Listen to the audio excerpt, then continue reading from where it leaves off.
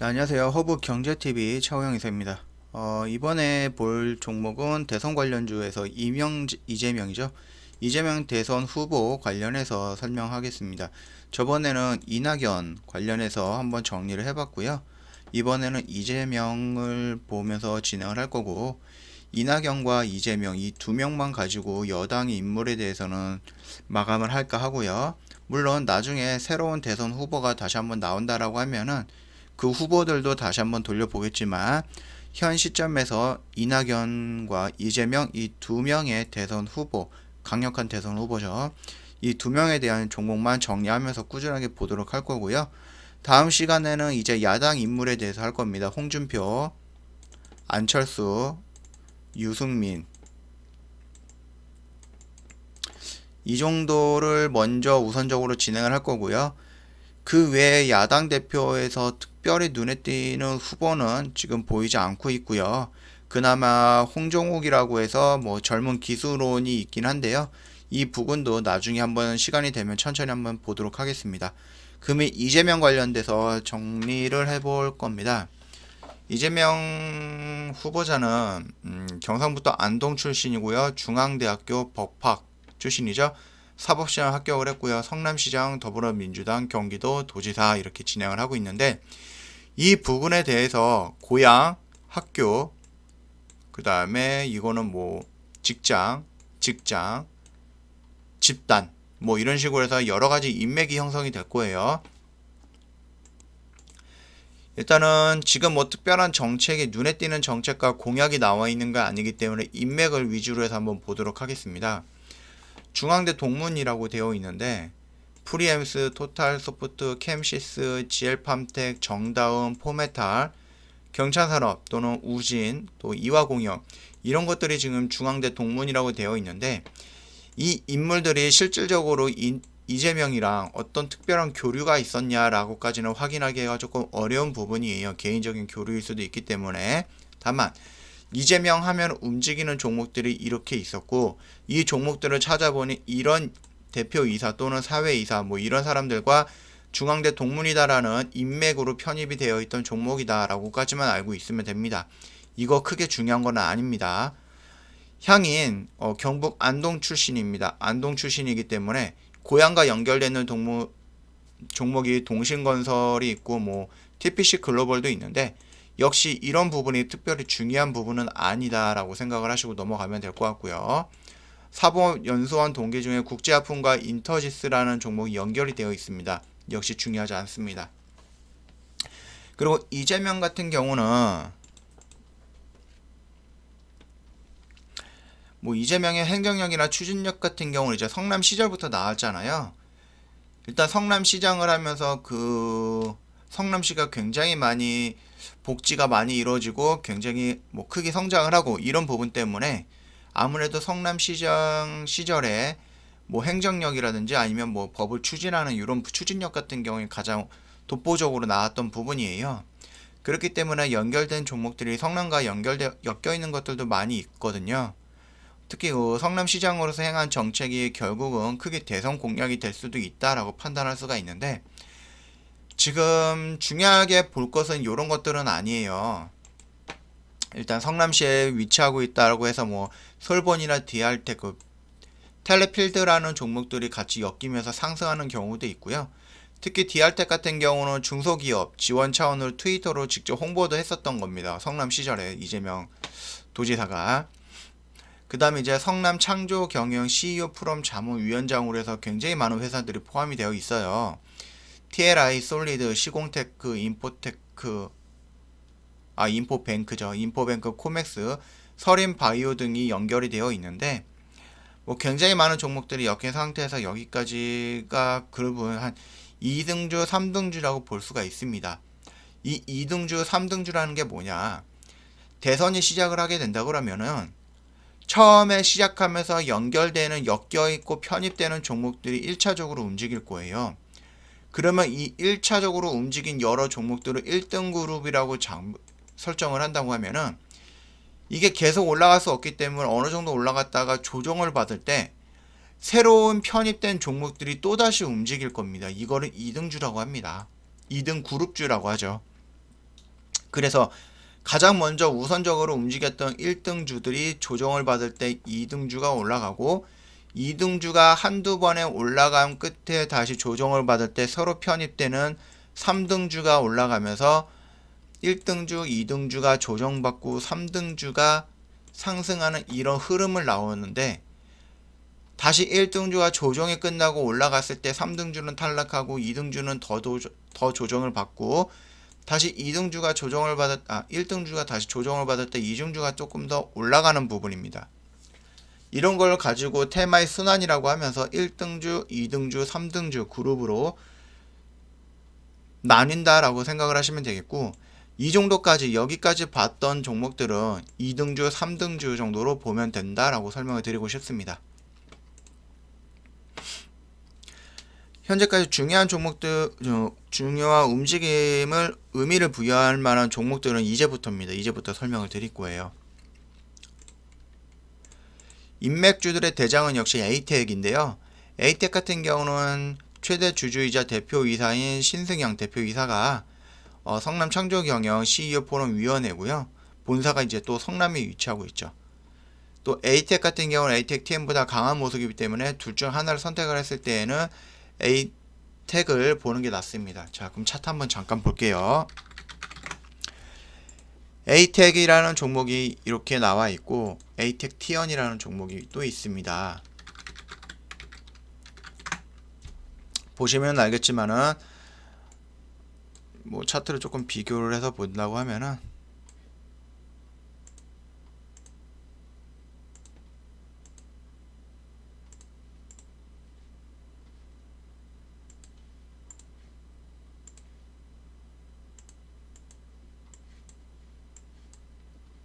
자, 이 모습입니다. 상승폭만 단순히 봤을 때도 5,890원에서 지금 4만원까지 약 10배가 안되고 한 8배 정도가 올라갔죠. 얘도 5,300원부터 지금 한 25,000원, 3만원 정도까지 올라갔기 때문에 6배가 올라갔습니다. 상승폭도 얘가 더 크죠. 그리고 시총도 아마 얘가 더 클 겁니다. 왜냐면 가격이 더 크기 때문에. 얘가 조금 더 튼튼한 부분이니까 요걸로 참고해서 보시면 될 것 같고요. 이런 부분 때문에 에이텍이 인맥주에서는 대장주다라고 볼 수가 있는 부분이고, 또 다른 인맥주로 오리엔트 전공이 있어요. 근데 오리엔트 전공은 인맥주로만 끝나는 종목은 아니고요. 그 의미를 살짝 좀 더 보겠습니다. 오리엔트 전공 같은 경우는 청소년 시절에 그 이재명 도지사가 공장에서 근무를 했었죠. 소녀공으로 근무를 했었고, 오리엔트 시계 공장에서 대선 공식 출마를 선언을 했었습니다. 지난번에. 그렇기 때문에 공장에서 공식 선언을 했다는 것은 자신의 성장 배경을 하나의 무기로 하겠다는 겁니다. 대선에서. 의미하기 때문에 이는 하나의 공식으로 성립이 될 수가 있다라고 되어 있는데, 하나의 공식이라고 하는 것은 이재명 하면은 오리엔트 전공이라는 공식입니다. 또는 이재명 하면은 공장에서 일을 했던 다른 후보자들과는 다른 성장 배경, 이거를 투표하는 사람들한테, 국민들한테 인식시킬 수 있다라고 설명드릴 수 있을 것 같습니다. 이렇게 인맥은 이렇게 한 두 종목 정도로 보면 된다고 판단하고 있고요. 이제는 정책주인데요. 현재 눈에 띄는 정책은 이제 무상교복과 지역확폐인데요. 역시 그 성남 시장 시절 때부터 진행했던 정책이에요. 일단 무상교복을 보면 이제 눈에 딱 띄는 종목이 있죠. 바로 형지 엘리트라는 종목입니다. 뭐 형지 INC랑 형지 뭐 엘리트 같은 경우는 이제 교복 관련주예요. 성남시장이죠. 성남지상이 아니라 성남시장. 성남시장 시절 무상교복 정책으로 이재명 하면은 눈에 띄는 정책주 중에 하나다라고 볼 수가 있을 것 같고요. 그 형제 IC가 형제 엘리트보다 시총이 낮기 때문에 움직임이 조금 더 변동성이 있어요. 시총이 높으면은 종목이 무겁기 때문에 올라가고 떨어질 때 그 흐름이라든지 상승폭, 등락폭이 크게 움직이지 않는 부분이 있고요. 증거금 종목이기 때문에 좀 더 재무적으로 안정적으로 확보가 되어 있는 형제 엘리트를 진행하는 것이 리스크 관리 차원에서 더 낫다라고 판단을 하고 있습니다. 이 말뜻이 뭐냐면은 시총이 가벼우면은 빠르게 올라갔다가 빠르게 떨어질 수도 있는 거고요. 시총이 무겁다라고 하면은 그 추세에 따라서 천천히 움직이기 때문에 손절을 잡기도 편하고 수익을 실현하기도 편하고 매매하기에도 좀 편하다라고 설명을 드리는 부분입니다. 또한 증거금이라고 한 것은 현금으로 들어가는 부분이기 때문에 굉장히 치고 빠지는 단타 세력들이 많이 있어요. 대신 신용 이용이 가능하다라는 것은 결국은 돈을 빌려서 매수할 수 있는 종목이기 때문에 재무적으로 조금 더 안정적이고 돈을 빌려가지고 매수할 수 있는 부분이기 때문에 빌려준 입장에서도 그래도 증거금 100짜리 종목보다는 신용에 있는 종목이 더 안정적이다라고 느낄 수 있는 어떠한 재료나 근거를 가지고 있다라고 판단하시면 됩니다. 그렇기 때문에 돈을 빌려주면서 매수할 수 있게끔 해주는 거겠죠. 물론 좀 더 빠르게 움직이는 것은 형지 IC가 조금 더 빠르게 움직일 거예요. 한번 보겠습니다. 형지 IC랑 형지 엘리트라는 종목입니다. 보시면 알겠지만은 얘가 이만큼 상승했을 때 얘는 3상 거의 4상까지 나오고 얘는 2상 정도가 나왔습니다. 그 정도로 얘는 지금 뭐 300원에서 단기간에 1700원까지 올라간 거고 600원에서 단기간에 2400원까지 밖에 올라간 게 아니에요. 그러니까는 요거 같은 경우를 보면은 뭐 여기에서 여기까지 단기간에 270%가 올라간 거고 얘는 139%, 140% 정도밖에 안 올라간 거기 때문에 약 2배 정도의 흐름이 차이가 납니다. 그럼에도 얘를 조금 중심으로 봐야 되는 이유가 말씀드렸듯이 얘는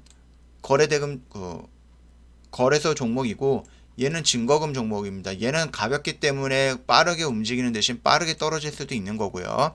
얘는 무겁기 때문에 빠르게 떨어지는 대신 빠르게 떨어지진 않겠지만은 천천히 떨어지는 대신 손절 라인은 명확하게 줄 수 있다라고 명확하게 볼 수 있으면서 대응을 할 수 있다라는 장점이 있는 부분입니다. 다만 대선으로 엮인다라고 하면은 재무라든지 이런 부분에서는 다 무시가 되고 올라가는 급등 종목들은 바로바로 올라가는 성향을 갖고 있기 때문에 형지 엘리트와 형지 IC 두 개 다 진행을 해도 되고요. 나는 좀 공격적인 매매가 좋다 또는 빠르게 대응이 가능하다 할 때는 형지 IC, 나는 천천히 매매를 해야 되고 공격적인 것보다 조금이라도 수익이 나는 안정적인 종목이 좋다 했을 때는 형지 엘리트로 진행하는 게 맞다라는 판단입니다.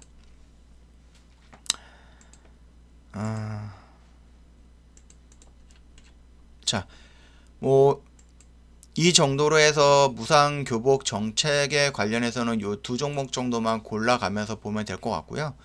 이제 두 번째로는 지역 확폐입니다. 이번에도 조금 코로나 때문에 지역 확폐라든지 이런 부분에 대해서 많이 이슈가 나왔는데요. 이거 같은 경우는 무슨 지역 화폐라고 해서 종이 페이퍼를 주는 게 아니라 카드를 하나 만들어 가지고 온라인 결제라든지 이런 부분으로 진행이 되게끔 진행을 해주는 거예요. 또한 기간이 설정이 되어 있어요. 유효기간이. 그렇기 때문에 그 안에 사용을 해야 된다는 부분도 있기 때문에 충분히 많은 실질적인 혜택이 조금 들어가 있지 않을까 저는 개인적으로 판단을 하고 있는데, 당연히 이거에 반대하는 국회의원들도 굉장히 많습니다. 그건 이제 나중에 가면서 보면 될 것 같고요. 지역 화폐라는 거는 말 그대로 종이 페이퍼를 주면서 나눠주면서 이걸 쓰라는 게 아니라 핸드폰에 온라인 카드를 하나 만들든지 아니면 내가 이용하고 있는 카드사에 이런 이런 카드를 하나 만들어서 그걸로 이용할 수 있게끔 하는 거예요. 뭐 기프트 카드라고 하죠, 흔히들.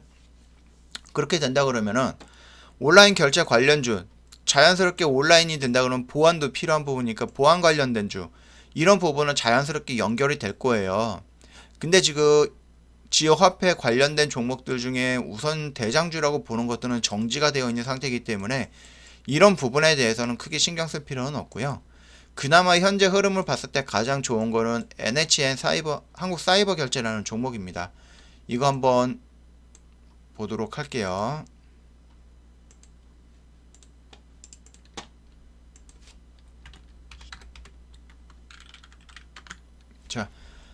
물론 얘도 지금 많이 상승이 되어 있는 상태인데, 많이 상승이 되어 있으나 이 라인대 부근이 지금 200에서 한 300%에서 400% 정도가 올라갔어요. 꽤 많은 상승이 되어 있는 고점 부근이겠지만, 이게 대선으로 엮인다 그러면 이거는 겨우 1차 파동의 한 번의 상승 정도로밖에 안 보일 정도의 짧은 상승폭이다 라고 판단을 하시면 될 것 같고요.